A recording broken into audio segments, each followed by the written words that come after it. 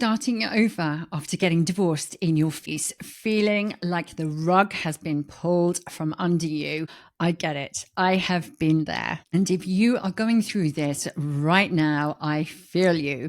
And I'm here to tell you that there is light at the end of the tunnel. What feels like disaster and incredibly painful right now could actually be the start of the best version of you and the best version of your life to come. And in today's episode, I'm going to take you through 9 things that I did during and after my divorce that helped me heal, rebuild, and reinvent myself and my life. And I'm going to show you how you can do the same.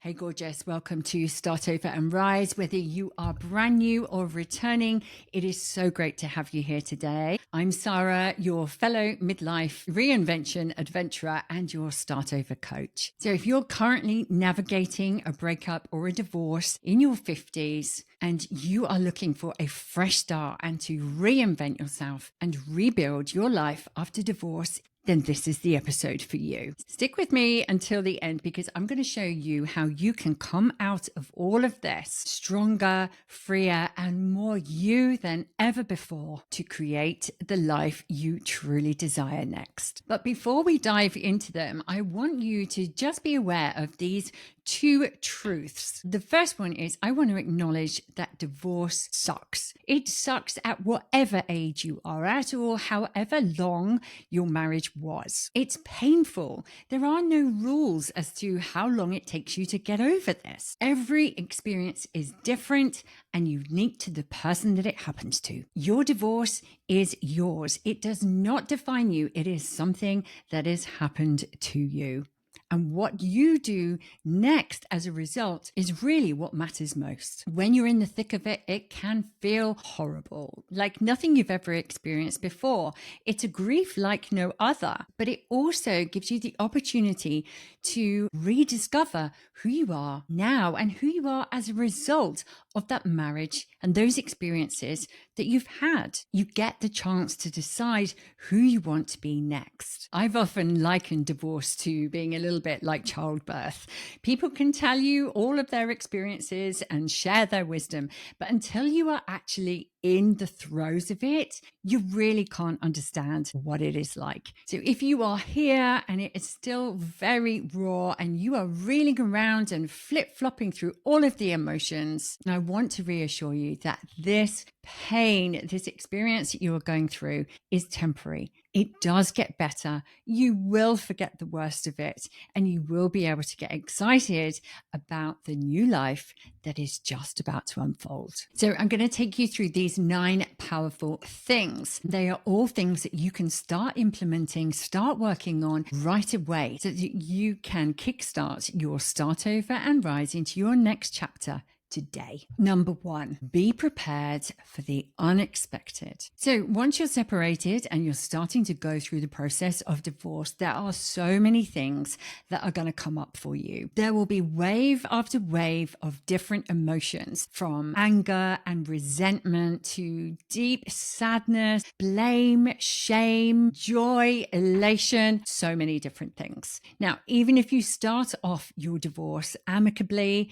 and it's something that you've both agreed that you do want, the minute solicitors start to get involved, it can really mess everything up. The reality of what actually is happening also hits you hard, and you suddenly find yourself having to answer questions and think about things that maybe you just hadn't thought of beforehand, and that's perfectly normal. It's really crucial to remind yourself that you aren't the person that you were when you started this marriage, and neither is the person you are divorcing. It's also highly likely that you've never been in this position before and you haven't gone through this process.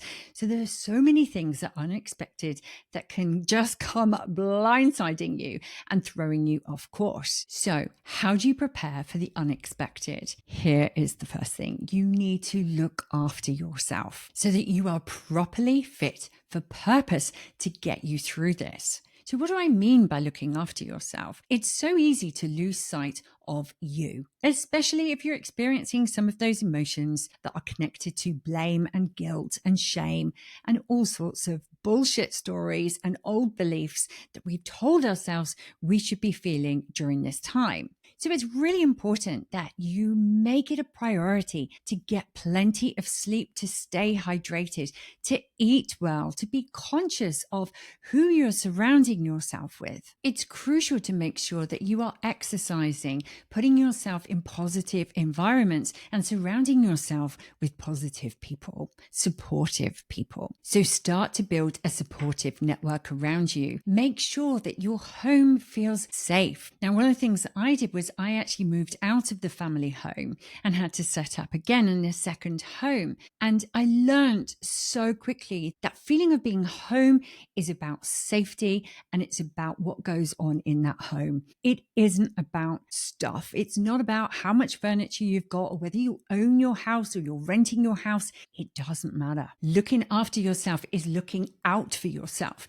It's recognizing when you're doing things to maybe distract yourself from the pain that you might be feeling. You don't want to be starting behavior that is masking pain. Anything that feels addictive, you want to watch out and make sure that you're not drinking too much, that you're not overeating, that you're not doing anything overly excessively mask any pain or anger or negative emotions that you may be experiencing. Make sure that you are living in a safe space.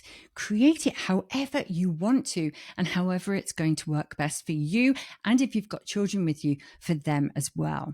Now, it took me a little trip to the hospital where I'd gone too much stress. I'd been worrying too much about everybody else and I hadn't been paying attention to what was going on with me physically. And it ended up with me being in hospital. But I'm grateful for that experience because it gave me a real wake-up call. And what I started to do was think, if I were to look after a friend or a child of mine that was going through a very difficult experience, how would I support and nurture that particular person? And do it for yourself. It is so important.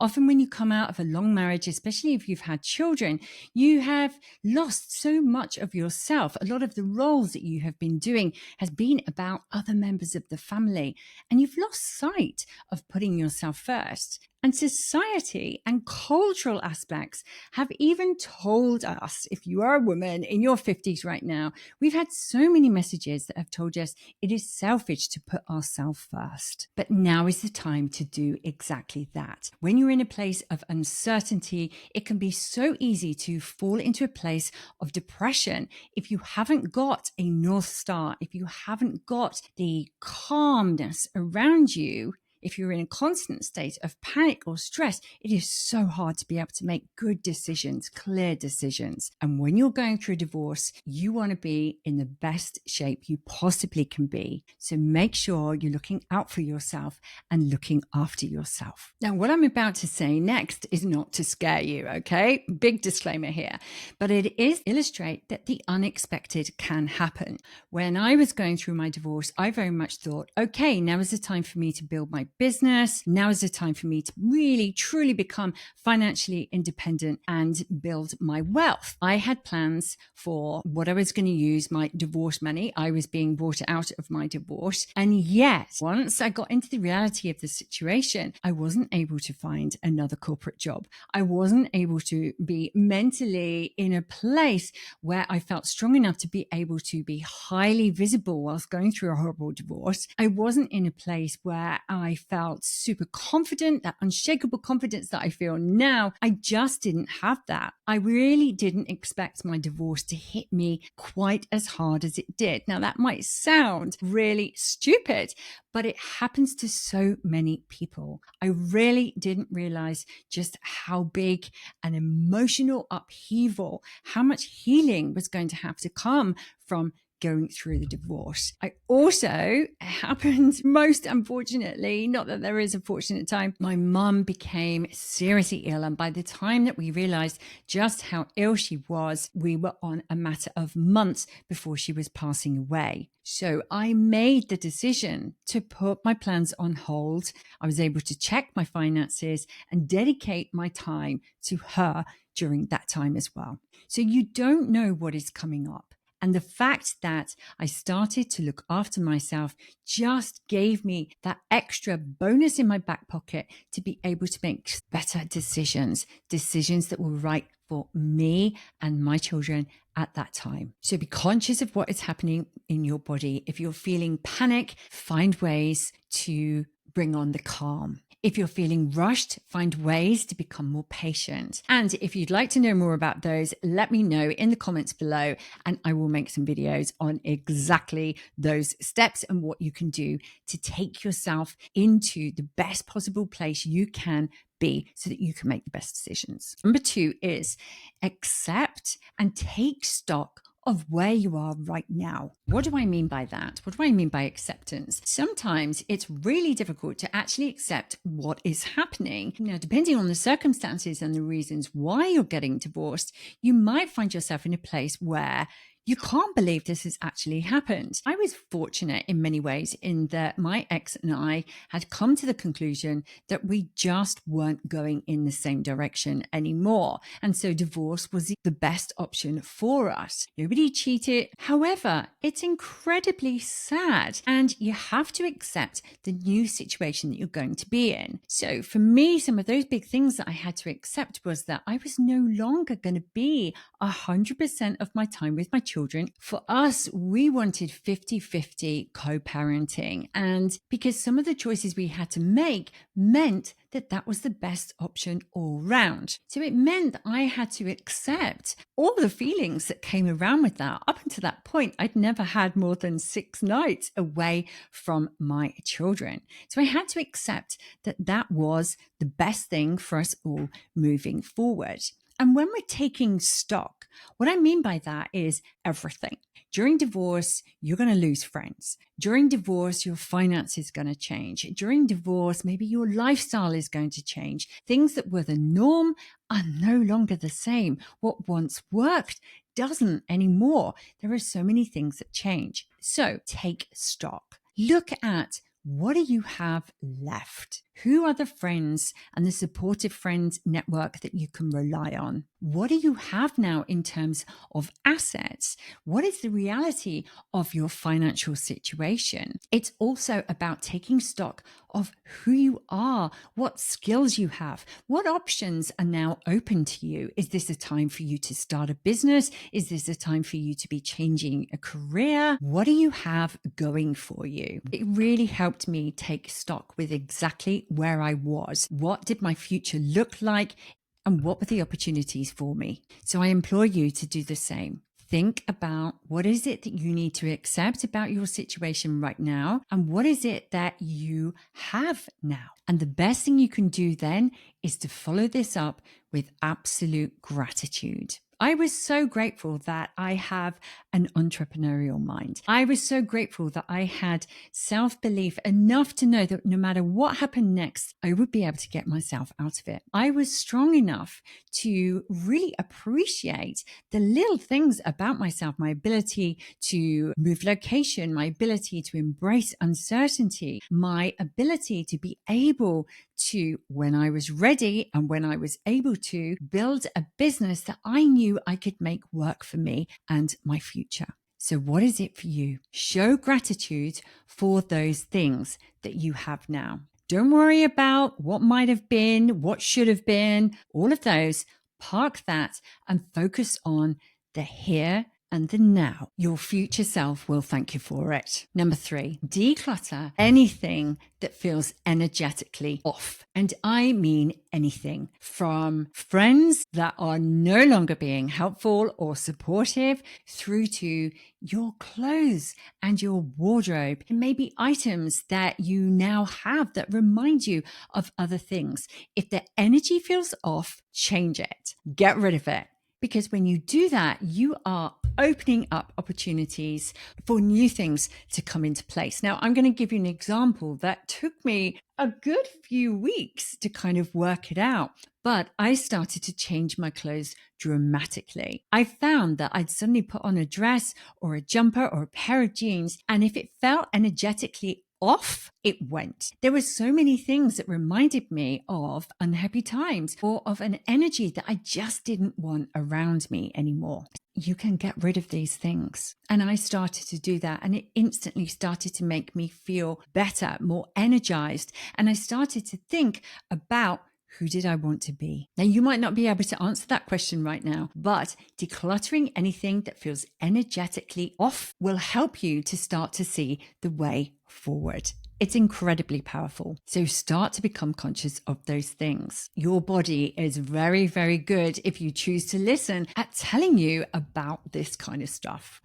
Number 4, face it, forgive it, and forget it. Might be in the throes of everything right now, and you are not going to like what I'm about to say, but it's about taking responsibility for your part in what has happened and parking it, moving it on, because that is where the freedom is. It's about stopping the noise. Noise is negativity, overwhelm, interference, self-sabotage, and emotional dysregulation. Becoming aware and stopping those 5 things are a real game changer. Running around, being negative, complaining, blaming, self-sabotaging things, getting angry, and expressing emotions in an almost out of control way, being triggered, none of this does you any good. Letting other people's opinions infiltrate your thought processes, not being aware of some of the beliefs or beating yourself up over things that have happened in the past. It's happened. Leave it there. It's in the past. Now you can take the lessons and you can run forward with those, and you can leave behind the things that no longer matter. I've got to be honest, I'm not proud of myself for this, but I was so resentful towards my ex when I was going through the divorce. And I was more so resentful to myself, which was insane. How could I have got myself in this position? This should never have happened. Why did I give up my financial independence? All of these things, so much negativity, so much draining emotion. And I stayed in that place for way longer than I should have done, which is why I'm including it here. Sometimes when we're under threat, we try to come out fighting,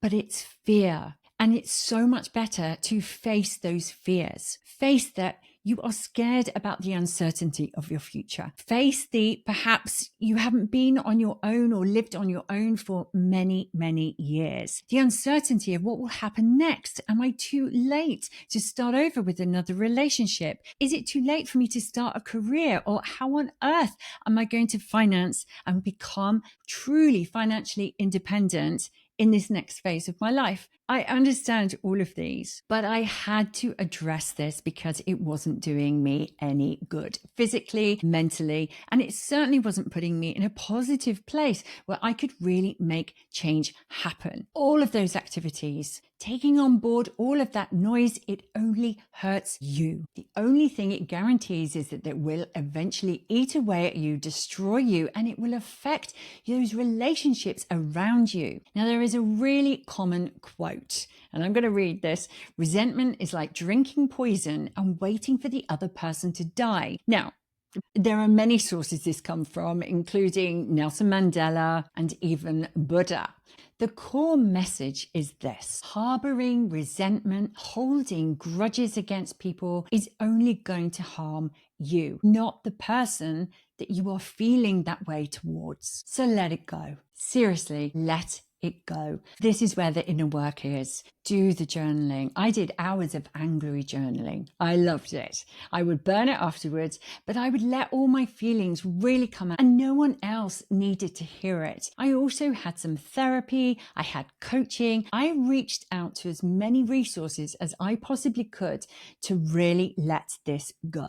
And it was the best thing I could ever do. I managed to go over things and remind myself of the good parts of my marriage, of the good qualities that the father of my children has. All of those things. It became so important. Bitterness is contagious. And I began to realize that I was attracting other people in my life who were also feeling resentment and bitterness towards their exes. And once my eyes were open to that, I really began to panic. Was this what I wanted for the next stage of my life? No, not at all. This was not a characteristic that I held dear. This was not something that I want the future me to be. And when I started to look at it that way, it was so easy to just drop that resentment and focus on where I'm at right now. What is so wonderful and beautiful about what I have now, and use that as my starting block. So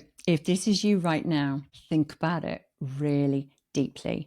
And then I'll say it like this. Don't be a dick. Don't be a dick to yourself. Don't be the worst possible person to you, because by being like this, that is exactly what you're doing. Doesn't that just make sense to drop it? Now, if any of this is resonating, I just want to pause for a moment and tell you about a free assessment that I have. You can head on over to my website, and I will put the link here, where you can do a free assessment to think about the things that are holding you back. It will go through those 5 areas: the negativity, the interference, the overwhelm, self-sabotage, and the emotional dysregulation. And not only will it help you see which one is being the loudest, but it will also give you some brilliant tips on how to take the next steps forward to stop this so that you can move forward and break free from what is holding you back. I'll also make sure that the link is in the show notes and that it is also in the description on YouTube for this video. Okay, let's get back to it. And this brings me on to the next one: finding yourself again and loving yourself hard. So understanding what is important to you is really important and will definitely get you on the right phrase. But the next thing is to explore new things. Revisit old hobbies. What did you used to do when you were single before you got married? Or maybe even at the start of your marriage? What are the things that brought you joy? What did you do for fun? Where did you like to go? Now, some of those things you may feel have just run their course and you don't want to go back there. But why not use them as a little bit of inspiration to really start to find new things? I massively got into hiking and traveling around the UK. I wasn't able to necessarily to afford to go further abroad and have more adventures. I kept those for when I was with my children. But what I did do was I started to go to places I hadn't been before. Just chuck my stuff, book an Airbnb or stay with a friend or go camping and go to new places, discover new things. It was so important for me. The sea and being by the sea, that's where I'm going. I'm not there yet, but that's where I'm going. So to do the things that fill you with joy. And like I said, I might not necessarily have been able to, go and have a 2-week holiday by the sea, but I certainly was able to use the tank of petrol, jump into the car and go and give myself a little fix of vitamin C. And it made all the difference. It really did. So go to new places, follow your curiosity, join new clubs, communities, people, find positive things, positive people, positive activities to do. There is nothing better than going for a sunrise hike, sitting on the edge of a rock and watching the sun rise. If you haven't done things like that for a long time and you're curious about it, follow that. It might be something else for you. It might be that you want to start learning how to salsa dance and go to some amazing clubs. Whatever it is, listen to your intuition, follow your curiosity, start doing new things, experiment with wearing new clothes. Maybe change your hair. Rediscovering who you are comes from 2 places. One is it comes from the joy. You really can start to understand what lights you up. And by doing new things, you can tick them off or cross them off, and you gradually begin to learn more and more about yourself. The other side of this is we learn from pain. And so go inwards. If things are triggering you, Get to know yourself. Ask yourself, why is that triggering you? What is it that's just pissed you off so much? Because you will find some gold in there. You will really begin to understand. And when you take away the aspect that you're blaming someone else for triggering you, the triggering comes from you. It's all about you. So use this as an extra way to get to know yourself. What makes you feel good? What makes you feel bad? What do you want to keep in your life? What do you want more of in your life? And what do you want to eliminate and do less of? It will all really help you to start to shift on the right path in the right direction for where you want to go next. When you find things that you want to do, you've created the boundaries around it, you're also going to create new habits, positive habits.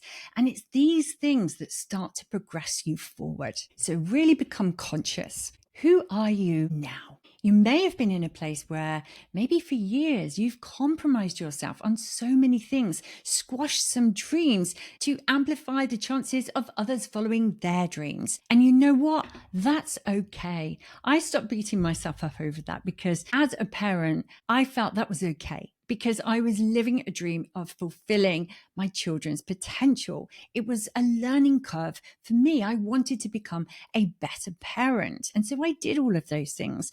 But there came a point where if you compromise yourself too much, if you squash down too many things about yourself, you lose your sense of identity. And now this is a great opportunity for you to start to rebuild, to put that new identity together, because your actions are a reflection of who you see yourself as. Okay, so before I go on to number 7, how are you doing? How is this feeling for you? Have you had any aha moments? Is anything coming up for you? If you're still with me, well done. This is hard stuff to be going through, especially if you're in the throes of it.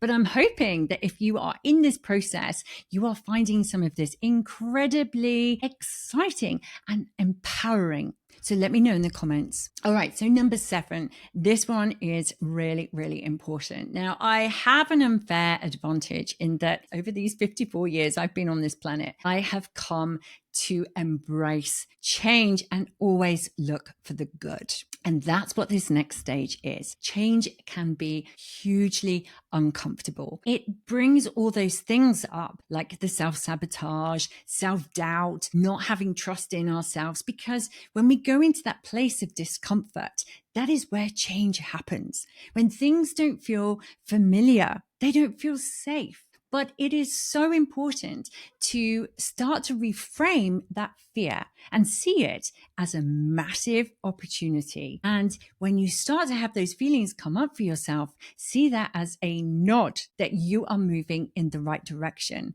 If you're feeling uncomfortable, don't retreat and go back to where you were, because you don't want to be there. See it as this means I am growing, I am moving forward, I am embracing change, and I am seizing the opportunity. Embracing new opportunities and stepping outside of your comfort zone is where the magic happens. It's so important to cultivate a growth mindset. So making space, giving yourself contemplation time is so valuable. Embracing change allows you to release past attachments, embrace what is going on right now, and to be able to lay out a path for your future. So embrace the change. Get excited for change. Really challenge your thoughts and beliefs and your previous goals. You know, sometimes society dictates to us what we should do. As a menopausal woman in my early 50s who is divorced and has ADHD,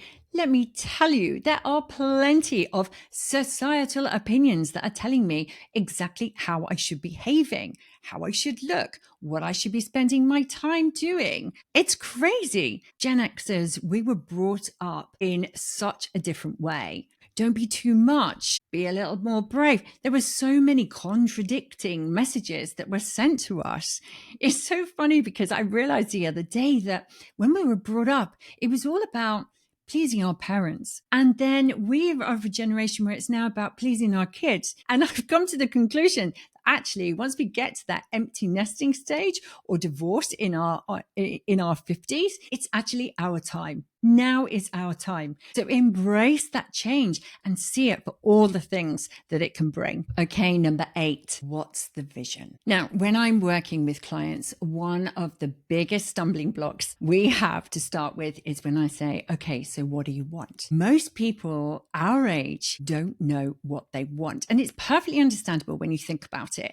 You're going through a divorce. You've been knocked off course, right? I don't know about you, but I was dead set. There were so many things that I had in my head. The children were going to grow up, and then my ex and I were going to embark on a new life. The mortgage was going to be paid off. All of the things that you thought were going to be happening. But divorce kind of knocks you off kilter a little bit. And so it's quite difficult sometimes to suddenly go, okay, so that's where I thought I was going. That's not happening now. What do I want next? We're also of a generation where, let me see if any of these are familiar to you. I want doesn't get. It's selfish to say I want. It's almost like a spoilt child. So we have it in us that we're not supposed to be able to express what it is that we actually want. So I'm giving you full permission that now is the time to really have a brand new vision over what it is you want and challenge yourself. Just because that you were on I want a property and I want to pay it off and I want to have freedom to go and do the things that I want to do, it doesn't have to be the same way. Maybe now there's a different dream. Maybe now what you actually want to do is go off traveling for 2-3 years, become a digital nomad. The world is your oyster.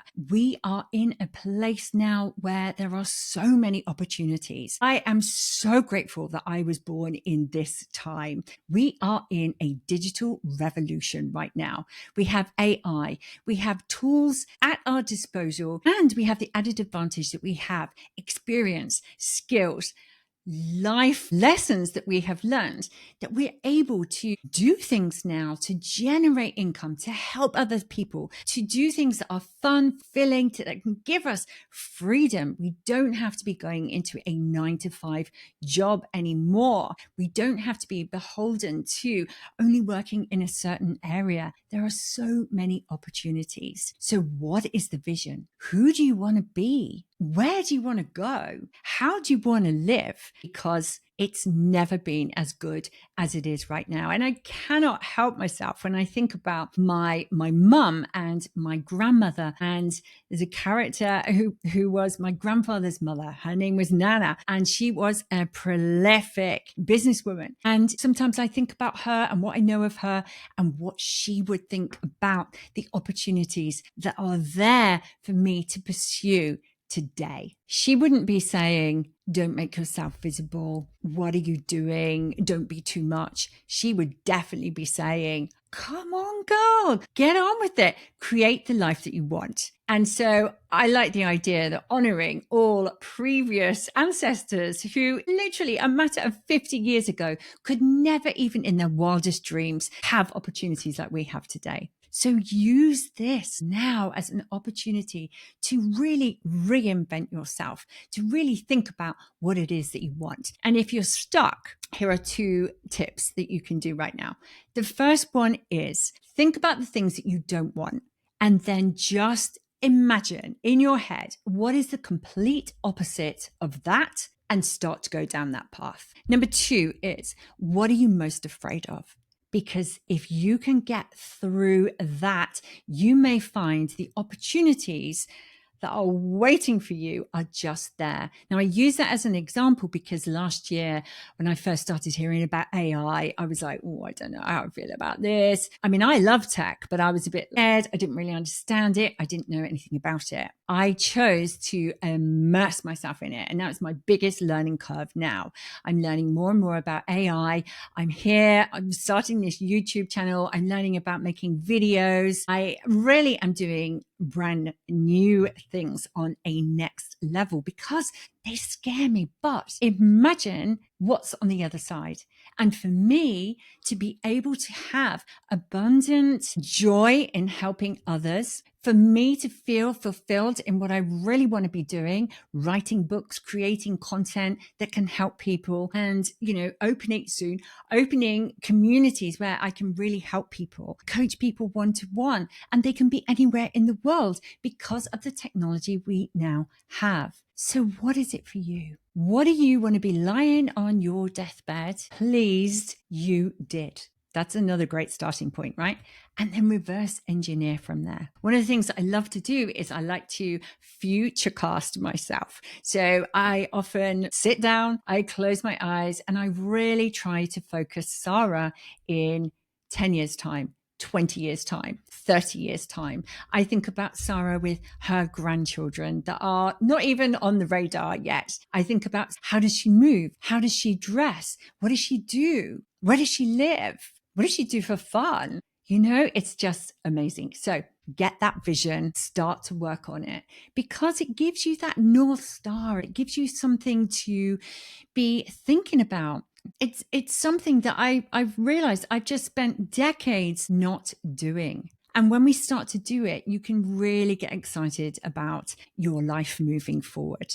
And it's so much easier to move on when you start to get that clarity.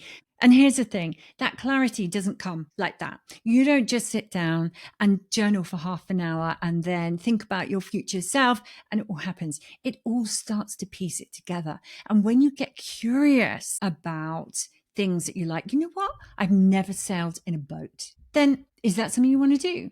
If it is, you'll be amazed. You'll suddenly start to see all the opportunities, all the options, and off you go.